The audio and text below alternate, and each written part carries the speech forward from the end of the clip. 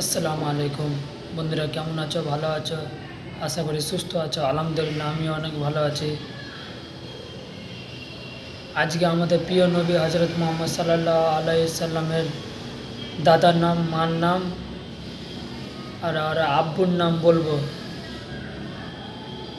হজরত মুহাম্মদ সাল্লাল্লাহু আলাইহি সাল্লামের আমাদের প্রিয় নবীর বাপের নাম হচ্ছে আবদুল্লাহ, আর তার মার নাম হচ্ছে মা আমিনা, আর তার দাদার নাম হচ্ছে আব্দুল মুত্তালিব। ভিডিওটা ভালো লাগলে অবশ্যই বন্ধুরা লাইক করবা, বন্ধুদের কাছে শেয়ার করবা, তারাও এটা জানতে পারে আমাদের প্রিয় নবীর মা বাপের নাম আর দাদার নাম। আর চ্যানেলে নতুন হয়ে থাকলে চ্যানেলটাকে সাপোর্ট করবা বন্ধু।